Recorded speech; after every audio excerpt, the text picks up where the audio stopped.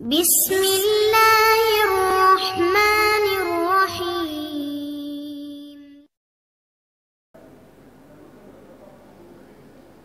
அஸ்ஸலாமு அலைக்கும் வரஹ்மத்துல்லாஹி வபரகாத்துஹு. அன்பிற்குரிய சகோதர சகோதரிகளே, நீங்களும் ஆலிம்களாகலாம் என்ற தொடர் பாடத்தில் புதன் வியாழன் ஆகிய 2 நாட்கள் திருக்குரான் வசனத்தினுடைய நேரடி தமிழாக்கத்தையும் அதில் அடங்கியுள்ள இலக்கண விதிகளையும் விளக்க உரைகளையும் பார்த்து வருகிறோம். இதுவரை சூரத்துல் பக்கராவில் 234 வசனங்களை பார்த்துவிட்டோம். இன்றைக்கி 235வது வசனத்தை பார்க்குறோம். வலா ஜுனாஹ அலைக்கும், உங்கள் மீது எந்த குற்றமும் இல்லை அப்படின்ட்டு இந்த வசனம் ஆரம்பிக்கிறது. உங்கள் மீது எந்த குற்றமும் இல்லைன்னு இதில் ஒரு இலக்கண விதியை சொல்லிட்டு நம்ம போகலாம். ஜுனாஹ் என்றால் குற்றம்னு அர்த்தம், லாண்டா இல்லைன்னு அர்த்தம். இந்த லாவுக்கு பிறகு வரக்கூடிய அந்த சொல் இருக்குதுல்ல, அந்த சொல்லுக்கு தன்வீன் இல்லாமல் ஃபத்தஹு செஞ்சிங்கன்னு வைங்க, ஜுனாஹன் என்று இல்லாமல் ஜுனாஹ. அந்த ஜுனாஹுங்கிற வார்த்தைக்கு ஜுனாஹுன் என்று இல்லாமல் ஜுனாஹன் அப்படின்னு இல்லாமல் ஜுனாஹின் என்று இல்லாமல் ஃபத்தஹு சும்மா அந்த தன்வீன் இல்லாத ஃபத்தஹு வச்சோண்டு வைங்க, லா ஜுனாஹ அப்படி செஞ்சோம்னு சொன்னால் இந்த இல்லைங்கிற அர்த்தம் இருக்குல்ல, அது கொஞ்சம் அழுத்தம் கூடிய ஒரு அர்த்தமாயிரும். லா ஜுனாஹுன்னா எந்த குற்றமும் இல்லை. லா ஜுனாஹுன் என்றால் குற்றம் இல்லை. லா ஜுனாஹ அப்படி சொன்னாங்கன்னு சொன்னால் எந்த ஒரு குற்றமுமே இல்லை. முழுசாக அதை மறுப்பதற்கு அதை பயன்படுத்துவாங்க. உதாரணமாக லா இலாஹ மாதிரி தான். லா இலாஹ என்றால் எந்த கடவுளும் இல்லை. லா இலாஹுன் என்றால் கடவுள் இல்லை. லா இலாஹ அப்படின்னு சொன்னீங்கன்னா எந்த கடவுளும் இல்லை. இந்த லா ஜின்ஸ் அந்த இனத்தையே அந்த டோட்டலாக மறுக்கிறதுக்கு வரக்கூடிய லா இது. இந்த லா வந்துச்சின்னு சொன்னால் அடுத்த சொல்லுக்கு ஃபத்தஹு செஞ்சு வந்தால் அப்போ அர்த்தம் என்னவாயிரும்னு கேட்டால் எந்தங்கிறதையும் சேர்த்துக்கிறணும். ஒரு குற்றம் இல்லைன்னு அர்த்தம் செஞ்சிடக்கூடாது. லா ஜுனாஹன்னா ஜுனாஹ்னா ஒருமை தானே, லா ஜுனாஹ்னா ஒரு குற்றம் இல்லைன்னு அர்த்தம் செய்யக்கூடாது. லாவுக்கு பிறகு ஜுனாஹ அப்படின்னு சொல்லிட்டோம்னு சொன்னால் எந்த குற்றமுமே இல்லை. அதாவது அந்த குற்றம் கடுகளவும் குற்றம் இல்லைன்னு அர்த்தம். அதாவது குற்றத்திலேயே கொஞ்சோன்னு குற்றம் இருக்கும்ல, சிலது பெரிய அளவு குற்றம் இல்லாட்டாலும் சின்ன குற்றம் தான் சொல்கிற மாதிரிலாம் இருக்கும்ல, அது கூட இல்லைன்னு அர்த்தம். வலா ஜுனாஹ அலைக்கும், உங்கள் மீது எந்த குற்றமுமே கிடையாது. எந்த விஷயத்தில் குற்றம் கிடையாதுன்னா ஃபீமா அர்ரல் தும்பிஹி மின் ஹித்துபத்தின் நிசா. இந்த ஹித்துபத்துங்கிற வார்த்தையுடைய அர்த்தத்தை நம்ம விளங்கிக்கணும். அதாவது ஹத்தப என்று சொன்னால் அது நிறைய அர்த்தம் இருக்கிறது. பிரதானமான அதிகமான பயன்பாட்டில் 2 அர்த்தம் இருக்கிறது. ஹத்தப என்று சொன்னால் உரை நிகழ்த்துறாரில் பயான், அந்த அர்த்தம் ஹத்தப. ஹுத்துபாங்கிறாங்கல்ல, அதான் ஹத்தபங்கிறது. ஹத்தப என்றால் உரையாற்றினார், பயான் செஞ்சார், மேடையில் பேசுகிறாங்கல்ல, அதுக்கு பேர் ஹத்தப. ஜும்மாவுடைய ஹுத்துபா, பெருநாளுடைய ஹுத்துபா, பொதுக்கூட்டத்தில் பேசுகிற ஹுத்துபா எல்லாமே உரைன்ற அர்த்தம். அப்போ ஹத்தப என்கிற சொல்லுக்கு உரையாற்றுதல் என்கிற அர்த்தமும் இருக்கிறது. அதே ஹத்தபங்கிற சொல்லுக்கு அதாவது பெண் பேசுதல் என்ற அர்த்தம் இருக்கிறது. ஒரு மாப்பிள்ளை போய் என்ன செய்கிறாரு, ஒரு பெண்ணை போய்ட்டு உங்கள் மகளை கல்யாணம் பண்ணி தர்றீங்களா அப்படின்ட்டு அதை பற்றி குடும்பத்தார் மத்தியில் பேசுகிறாங்க. பெண் கேட்டு போகிறாங்க. அந்த பெண் கேட்டு போகிறதுக்கு வார்த்தையும் ஹத்தப தான். ஹத்தப என்றால் உரை நிகழ்த்தினான். ஹத்தப்து ஆயிஷா அப்படின்னு வந்தால் ஆயிஷா என்பவளை நான் பெண் கேட்டு போனேன், கல்யாணம் பண்ணி தருவீங்களான்னு கேட்க போனேன்னு அர்த்தம். பெண் பேசுதல், அந்த பெண் பேசுதல் என்பதற்குரிய வார்த்தையும் ஹத்தப தான். அப்போ ஹத்தப என்றால் பெண் பேசினான் என்ற அர்த்தமும் இருக்கிறது, உரை நிகழ்த்தினான் என்ற அர்த்தம் இருக்கிறது. உரை நிகழ்த்தினான் என்ற அர்த்தத்தில் வந்துச்சுன்னு சொன்னால் அதனுடைய மஸ்தர் வந்து ஹுத்துபாண்டு வந்துடும். பெண் பேசினான்ற அர்த்தத்துக்கு மாற்றினீங்கன்னா ஹித்துபாண்டு வந்துடும். ஹத்தப என்பதிலேருந்து ஹுத்துபாண்டு வந்துச்சுன்னு சொன்னால் உரை, ஹத்தபவுலேருந்து ஹித்துபாண்டு வந்துச்சுன்னு சொன்னால் அது வந்து பெண் பேசுதல். இங்கே ஹித்துபத் தான் வந்திருக்கு பாருங்க, மின் ஹித்துபத்தின்னு வந்திருக்குல்ல. இந்த ஹித்துபத்துங்கிற வார்த்தைக்கு அர்த்தத்தை விளங்கிக்கிட்டால் தான் வந்து உங்களுக்கு புரியும், அதுக்காகத்தான். அதே மாதிரி வந்து ஹித்துபத்துடைய அர்த்தம் வந்து பெண் பேசுதல். அர்ரல் தும் இருக்குல்ல, இதனுடைய அர்த்தத்தை விளங்கிக்கணும். அர்ரல என்று சொன்னால் அதாவது மேலோட்டமாக சொல்வதுன்னு அர்த்தம், ஒரு விஷயத்தை வந்து எடுத்து காட்டுவதுன்னு அர்த்தம். அதாவது மேலோட்டமாக ஒரு விஷயத்தை ஆழமாக சொல்லாமல் மேம்போக்காக பேசுவது. அந்த மேம்போக்காக பேசுகிறதுக்கு வந்து அர்ரலன்னு சொல்லுவாங்க. இப்போ மறுபடியும் சேர்த்து பார்த்தம் செய்வோம். லாஜுனாக அழைக்கும், உங்கள் மீது ஒரு குற்றமுமே இல்லை. ஃபீமா அர்ரல் தும்பிகி, எதை நீங்கள் மேம்போக்காக சொன்னீர்களோ. மின் ஹித்பத்தின் நிசாய், பெண்களை மனம் பேசும் விஷயத்தில். ஹித்பத்துனா மனம் பேசுதல். மின் ஹித்பத்தின் நிசாய், பெண்களை மனம் பேசும் விஷயத்தில், மேம்போக்காக சொல்லுகிற விஷயத்தில் உங்கள் மீது எந்த குற்றமும் இல்லை. இது எதுக்கு சொல்லப்படுதுன்னு கேட்டால், ஒரு பெண்ணு கணவனை இழந்து இருக்கிறாள்.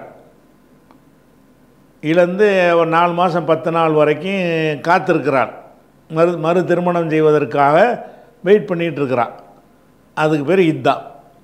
இந்த 4 மாதம் 10 நாளுக்கு இடையில் அவங்க கல்யாணம் பண்ண முடியாதுல்ல. சரி, கல்யாண பேச்சு பேசலாமான்னா அதுவும் பேசக்கூடாது. ஆனால் அந்த கல்யாண பேச்சை சாடமாடையாக பேசிக்கிடலாம். கல்யாண பேச்சை ஒரு இத்தாவில் இருக்கிற ஒரு பெண்கிட்ட போய் 4 மாதம் முடியட்டும் உன்னை நான் கல்யாணம் பண்ணிக்கிறேன் அப்படின்னு ஒருவன் பேசுவதும் கூடாது.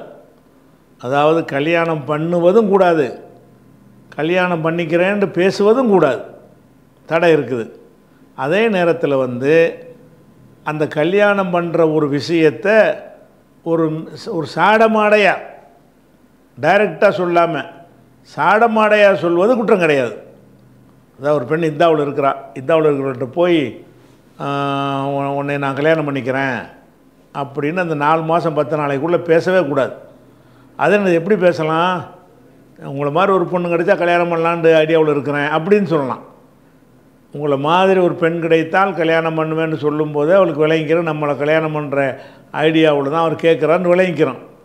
இருந்தாலும் இந்த அளவுக்கான பேச்சில் குற்றமே வராது அப்படின்னு நல்லா சொல்கிறான்.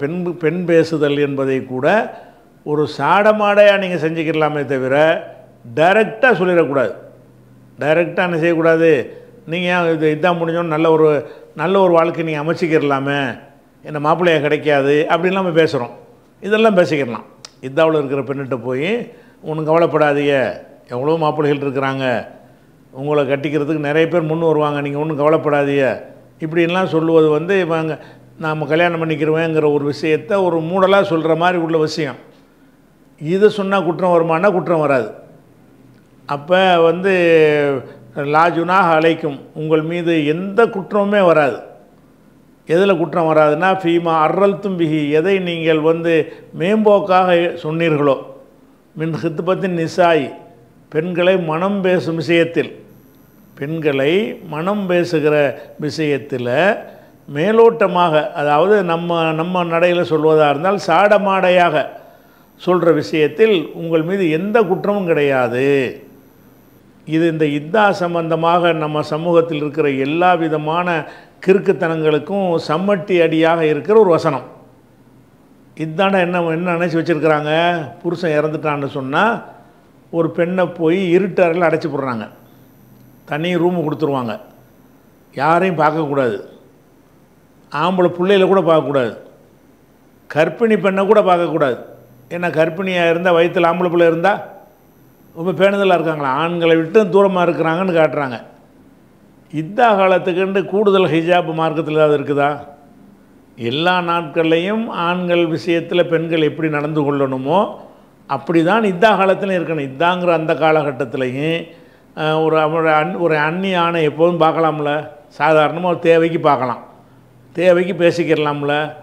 இவங்களும் அலங்காரம் இவங்களும் சரியான முறையில் ஹிஜாபை பேணக்கூடிய நிலையில் இருந்து கொண்டிருந்தால் ஒரு ஆண்களோடு பேசுவதில் மார்க்கத்தில் எந்த ஒரு குற்றமும் கிடையாது. ஆனால் இத்தாவில் வந்து விட்டால் அது கூடுதலான ஒரு கண்டிஷன் இருக்குன்னு எங்கேருந்து எடுத்தாங்க? பொதுவாக இருக்கிற கண்டிஷன் தான் இத்தா காலத்துக்கும் இருக்கிறது. அப்போ இத்தாங்கிற நிலையில் இருந்தால் கூட எப்பவும் போல் அவங்க நடமாடலாம்.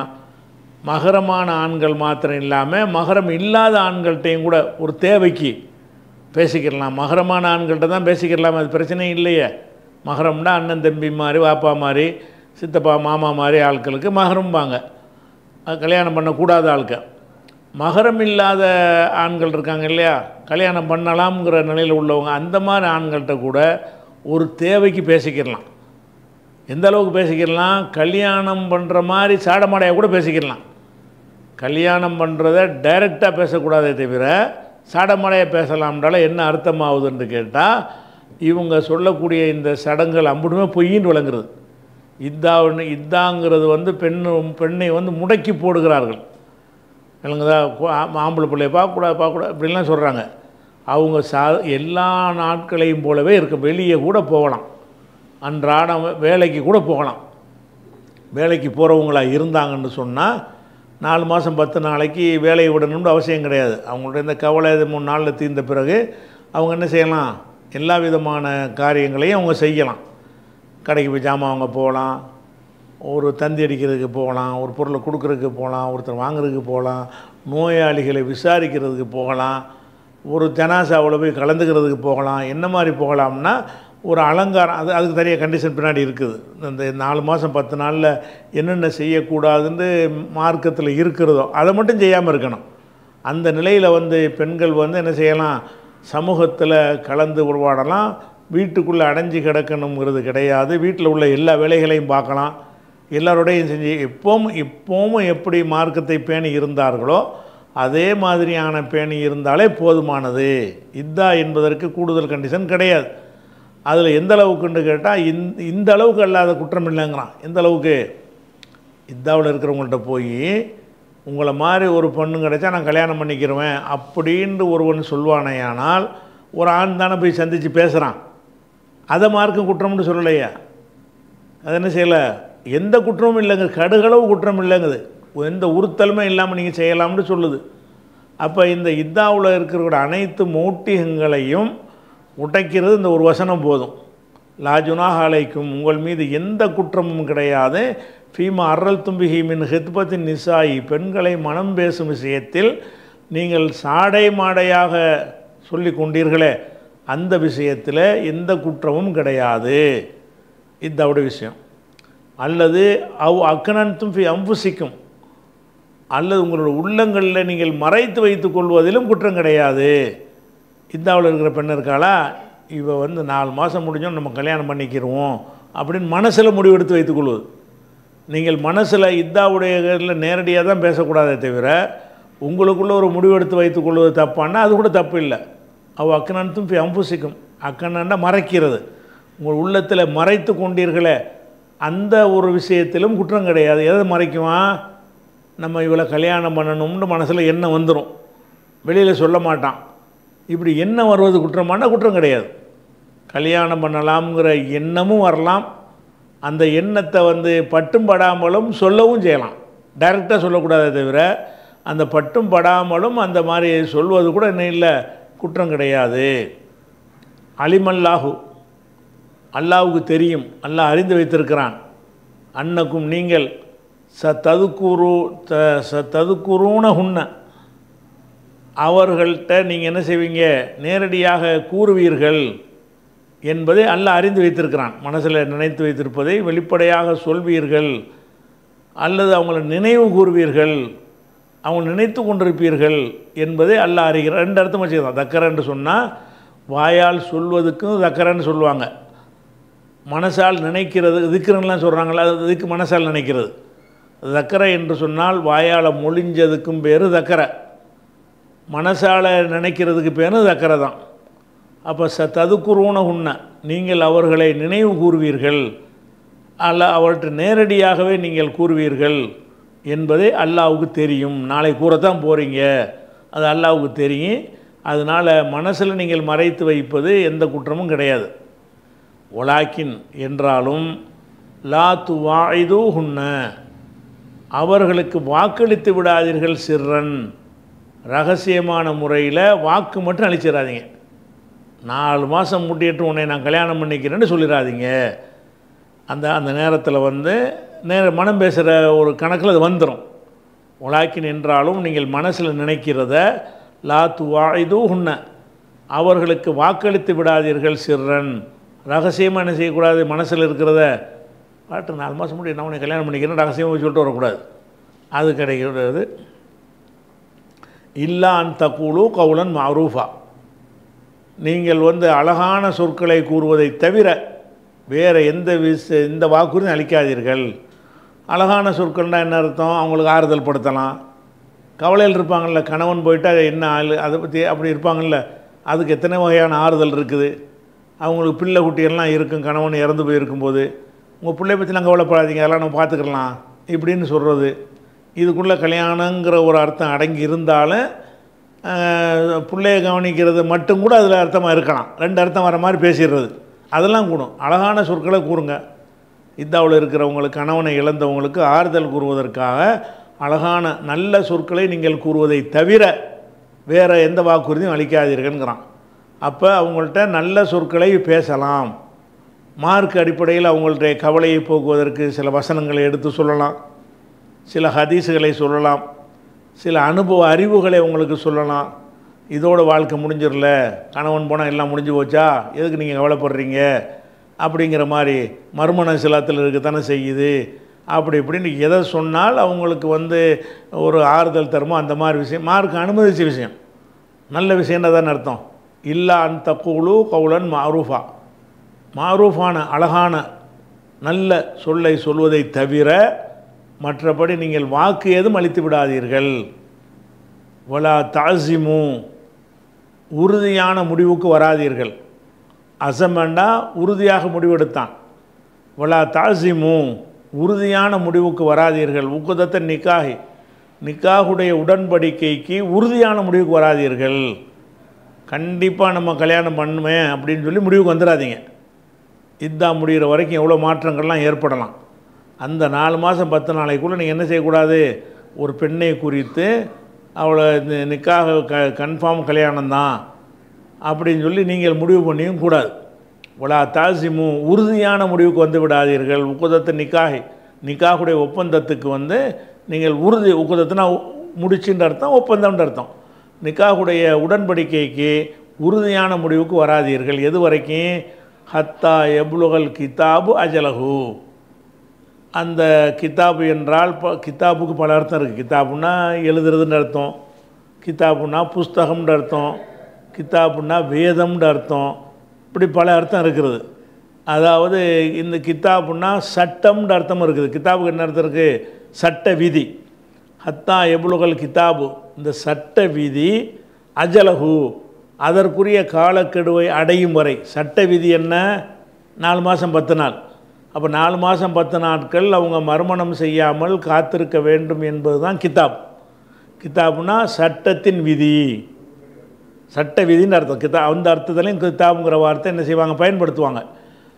அப்போ ஹத்தா எப்லுகல் கிதாபு, இந்த சட்ட விதி வந்து அஜலஹு, அதற்கான 4 மாதம் 10 நாள் தானே கெடு, அதை அடைகிற வரைக்கும் கல்யாணம் பண்ணுற முடிவுக்கு வந்துடாதீங்க. வலா தாசிமு, உறுதியாக முடிவெடுத்து விடாதீர்கள். உக்குதத்தன் நிக்காஹி, நிக்காஹுடைய ஒப்பந்தத்துக்கு உறுதியான முடிவுக்கு வந்து விடாதீர்கள். எது வரைக்கும் என்றால் ஹத்தா எபுல்கல் கிதாபு, சட்ட விதி வந்து அஜலஹு, அதற்குரிய காலக்கெடுவை, அஜல் என்றால் தவணை, காலக்கெடு, அதற்குரிய காலக்கெடுவை அடையும் வரை அந்த திருமண முடிவை எடுத்து விடாதீர்கள். வாலமு, அறிந்து கொள்ளுங்கள், அன்னல்லாஹ யாலமு, அல்லாஹ் தான் அறிவான், மாஃபி அம்புசிக்கும், உங்கள் உள்ளத்தில் உள்ளது அல்லாஹ் அறிவான் என்பதை நீங்கள் அறிந்து கொள்ளுங்கள். ஃபஹ்தரூஹு, அவன் விஷயத்தில் கவனமாக இருந்து கொள்ளுங்கள். ஹதரண்டா கவனமாக இருந்து கொள்வது. ஃபஹ்தரூஹு, அல்லாஹ் விஷயத்தில், ஃபஹ்தருல்லாஹ, அல்லாஹ் விஷயத்தில் கவனமாக இருந்து கொள்ளுங்கள்.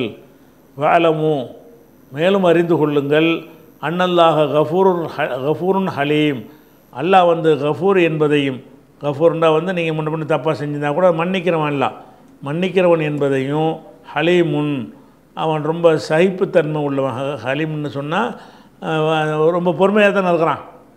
எவ்வளோ அநியாயம் பண்ணாலும் உடனே நல்லா அழிச்சிடுறது இல்லைல்ல, ரொம்ப டைம் கொடுக்குறான்ல, சகிப்புத்தன்மை உள்ளவன். அன்னல்லாஹ் கஃபூருன் ஹலீம், அல்லாஹ் வந்து மன்னிக்கிறவன் சகிப்புத்தன்மை உள்ளவன் என்பதையும் அறிந்து கொள்ளுங்கள் அப்படின்னு இந்த மொத்தமாக இத்தாவுடைய ஒரு விஷயத்தை இது பேசுகிறது. அப்போ இந்த இத்தாவுடைய விஷயம் என்னென்னு கேட்டால், இந்த அடைஞ்சே கிடக்கிறதுங்கிறதெல்லாம் தப்புங்கிறதுக்குரிய ஒரு ஆதாரமாக இருக்கிறது. அதுபோக இந்த இத்தாவில் என்ன தான் செய்யக்கூடாது, அதாவது கல்யாணம் பண்ணக்கூடாதுங்கிறது தான் இந்த குரானில் இருக்கிறது. 4 மாதம் 10 நாளைக்கு கல்யாணம் பண்ணக்கூடாது, கல்யாண பேச்சே எடுக்கக்கூடாது. குரானில் இத்தாவுக்கு குரானில் உள்ள தடைன்னு பார்த்திங்கன்னா 2 விஷயந்தான். திருமணம் செய்யக்கூடாது, திருமண பேச்சையும் பேசக்கூடாது, டைரெக்டாக சடமடையாக பேசிக்கலாம். அப்போ அந்த மாதிரியான ஒரு விஷயத்துக்கு தான் குரானில் இருக்கிற தடை. ஆனால் ஹதீஸில் என்ன இருக்குன்னு கேட்டால், இந்த 4 மாதம் 10 நாளைக்கு வந்து திருமணத்துக்கு தூண்டுகிற மாதிரியான சில விஷயங்களையும் தடுக்கிறாங்க. திருமணத்தை குரான் தடுத்துருது. திருமணத்தை தூண்டுவதுனா என்ன அர்த்தம்? நகை நட்டை அள்ளி போட்டுக்கிட்ட நின்றுன்னா என்ன செய்யும், நீங்கள் கணவனை இழந்துருக்கிறீங்க, இப்போ இன்னொருத்தனை கல்யாணம் பண்ணணும்னு இருந்தால் தான் நகை நட்டெலாம் உங்களுக்கு தேவை. இந்த 4 மாதம் 10 நாளைக்கு உங்களை பார்த்து ஒருத்தன் ஆசைப்பட்டு நான் நாளைக்கு கல்யாணம் பண்ணிக்கிறேன்னு வரக்கூடாது அப்படின்னு இருக்குமே. ஆனால் அப்போ நகை நட்டு போட்டு அலங்கரிக்கலாமா? அலங்கரிக்கக்கூடாது. அலங்காரம் தவிர்க்க வேண்டும். இயல்பாக நீங்கள் இருக்கணுமே தவிர அலங்காரத்தை தவிர்க்கக்கூடாது. அது சம்மந்தமாக வரலக்கூடிய ஹதீஸ் எடுத்துக்கிட்டிங்கன்னு சொன்னால் புகாரியில் நிறைய வருது. உதாரணத்துக்கு 313 அதில் என்ன வருதுன்னா, உம்மு அத்தியாங்கிற ஒரு அம்மா சொல்கிறாங்க. என்ன சொல்கிறாங்கன்னா, குன்னா நுன்ஹா, நாங்கள் தடுக்கப்பட்டிருந்தோம், அந்நுஹித்த அலா மையத்தின், ஒரு இறந்தவருக்காக கவலை துக்கம் அனுஷ்டித்தல், அஹத்தன்னா துக்கம் அனுஷ்டிக்கிறது, அந்நுஹித்த அலா மையத்தின், ஒரு மையத்துக்காக வேண்டி துக்கம் அனுஷ்டிப்பதற்கு தடுக்கப்பட்டிருந்தோம். ஃபௌக்க சலாசின், 3 நாளைக்கு மேலே. யார் மௌத்தா போனாலும் சரி 3 நாள் தான். 4வது நாளுக்கு துக்கம் அனுஷ்டித்தெல்லாம் என்னென்னு கேட்டால், இயல்பான வாழ்க்கையை விட்டு விலகி இருப்பது தான் துக்கம் அனுஷ்டிக்கிறது. இன்னும் ஒரு ஆள் இறந்துட்டார், அந்த கவலை உங்களுக்கு இருக்கும். அன்றைக்கி நீங்கள் வேலைக்கு போகாமல் வீட்டில் உட்காந்துக்கிறலாம். அதான் துக்கம் அனுஷ்டித்தல்னால் என்ன அர்த்தம்? இயல்பாக செய்கிற பல காரியங்களை விட்டு விடுவது. அதே மாதிரி வந்து சாப்பிட சொல்கிறாங்க, வேண்டாம் ஒரு நாம் 4 இட்லி சாப்பிட்றதுக்கு போல் 1 இட்லி சாப்பிடுவீங்க, அது எடுக்காது. அது துக்கம் அனுஷ்டித்தல் தான். துக்கம் அனுஷ்டித்தல்னு சொன்னால் அந்த கவலையின் பாதிப்பை வந்து நம்முடைய செயல்களில் வெளிப்படுத்துவது. ஒரு சொந்த கடையை வச்சுருக்கிறீங்க, கடையை திறக்காமல் வீட்டில் உட்காந்துக்கிட்டீங்க, இருந்துக்கலாம், அந்த மார்க்கு அனுமதிக்குது. எவ்வளோ நாளைக்கு செய்யலைன்னா 3 நாள் தான். அதாவது வாப்பா மூத்தா போயிட்டாரா, பிள்ளை மூத்தா போச்சா, 3 நாளைக்கு வேலைக்கு போகாமல் இருக்கலாமா, இருந்துக்க, கவலையை மேற்கொள்ளு. 3 நாளைக்கு வந்து கடை திறக்காமல் இருக்கிறியா, இருந்துட்டு போ. 3 நாளைக்கு ஒழுங்காக சாப்பிடாமல் இருக்கிறியா, இருந்துட்டு போ. ஒரு வேளை சாப்பிட்டு ஒரு வேளை சாப்பிடாமல் இருக்கிறியா, இருந்துட்டு போ. எவ்வளோ நாளைக்கு தான்? 3 நாளைக்கு தான். 3 நாள் கடந்துருச்சுன்னு சொன்னால், கடை வச்சுக்கிறவங்க கடைக்கு போயிரு, வேலைக்கு உள்ளவங்க வேலைக்கு போயிரு, படிக்க உள்ளவங்க படிக்க போயிரு. அப்போ எந்த ஒரு துக்கத்துக்குமே அதனுடைய உச்சபட்ச அளவு என்ற சொன்னால் 3 நாட்கள் தான் அளவு, அதுக்கு மேலே கூடாது. குன்னா நுன்ஹா, நாங்கள் தடுக்கப்பட்டு இருந்தோம். நகன்னா தடுத்தான், தான் அன்ஹா, அந்த நுஹியன்னா தடுக்கப்பட்டது, நுஹிய யுன்ஹா, நகான்னா தடுத்தான், நுஹியன்னா தடுக்கப்பட்டான், யுன்ஹா என்றால் தடுக்கப்படுவான், நுன்ஹா என்றால் நாங்கள் தடுக்கப்படுவோம். குன்னா நுன்ஹா, நாங்கள் தடுக்கப்பட்டவர்களாக இருந்தோம். அந்நுஹித்த, கவலை கொள்வதற்கு, அப்படி வச்சுக்கிறோம். துக்கம் அனுஷ்டித்தல்னா ஒரு சடங்கு மாதிரி தெரியுதா, கவலை கொள்வதுன்னு வச்சுக்கிறோங்க. அந்நுஹித்த அலா மையத்தின், ஒரு மையத்துக்காக கவலை கொள்வதற்கு நாங்கள் தடுக்கப்பட்டிருந்தோம். ஃபௌக்க சலாசத்தி ஐயாமின்னு வச்சுக்கிறணும். 3 நாட்களுக்கு மேலே, ஃபௌக்குன்னா மேலே, அப்போ 72 மணி நேரத்துக்கு மேலே வந்து நம்ம கவலை கொள்வதற்கு நாங்கள் தடுக்கப்பட்டிருந்தோம். அப்போ எந்த ஒரு மௌத்துடைய விஷயமாக இருந்தாலும் 3 நாளில் நார்மலுக்கு வந்துடணும். 3 நாளைக்கு நார்மல் இல்லாமல் ஒருத்தன் இருந்தால் அல்லாஹ் கேள்வி கேட்க மாட்டான். 3 நாளைக்கு அந்த கவலையின் காரணமாக ஒழுங்காக சாப்பிடாம, ஒழுங்காக குளிக்காமல், ஒழுங்காக ட்ரெஸ் பண்ணாமல், மூஞ்சி கழுவாமல், பல்லு விளக்காமல் பல மாதிரி இருப்பாங்க. அந்த 3 நாளைக்கு போட்டு விட்டுறான் அல்லாஹ். மனுஷனுக்கு கவலைன்னு வரத்தான் செய்யும். அது 3 நாளைக்கு இருக்குத்தான். 3 நாளில் நார்மல் ஆயிரும். 3 நாளில் நார்மல் ஆகிடணும். அல்லாஹ் தடுத்துட்டாங்கிறத நினச்சாவது என்ன செய்யணும், தூக்கி எறிஞ்சிட்டு இயல்புக்கு மாறிடணும். அப்போ 3 நாட்களுக்கு மேலே நீங்கள் துக்கம் கவலை கொள்வதற்கு நாங்கள் தடுக்கப்பட்டு இருந்தோம். யார் சொல்கிறா? உம்மத்தியாங்கிற ஒரு அம்மா அறிவிக்கிறாங்க. இல்லா அலா ஜவுஜின், கணவனுக்காகவே தவிர. 3 நாள் என்பது மற்றவங்களுக்கு தான். ஒரு பெண்ணை பொறுத்த வரைக்கும் கணவன் இறந்ததற்காக எவ்வளோ நாளைக்கு கவலையாக இருக்கணும்னு கேட்டால் அது 3 நாள் கிடையாது. அர்பாத் அஷ்ஹுரின் வாஷரா, 4 மாதமும் 10 நாட்களும் ஆகிய இந்த நாட்கள் கணவன் மீதே தவிர, கணவனுக்கு அந்த இடத்துல வச்சுக்கிறணும். கணவனுக்காக வேண்டி கவலை கொள்வது அர்பாத் அஷ்ஹுரின் வாஷரா, 4 மாதம் 10 நாட்கள் ஆகும். அப்போ 4 மாதம் 10 நாளைக்கு நீங்கள் கவலையாக இருக்குன்னு அர்த்தம். கல்யாணம் பண்ணாமல் இருக்கிறது தான். இயல்பாக சந்தோஷமாக இருக்க முடியல. இல்லை, அந்த 4 மாதம் 10 நாளைக்கு அவன் மூத்தா போயிட்டு 3 நாள் ஆச்சுல மரணத்துக்குன்னு கேட்டால் இல்லை, 4 மாதம் 10 நாள் போகட்டும், அதுக்கு பிறகு நீ சந்தோஷமான வாழ்க்கை அப்புறம் வச்சுக்கிடுவோம் அப்படின்னு இவங்களுக்கு மட்டும்தான் 3 நாளைக்கு மேலே ஒரு கவலை கொள்ளுதல் என்பது இருக்கிறது.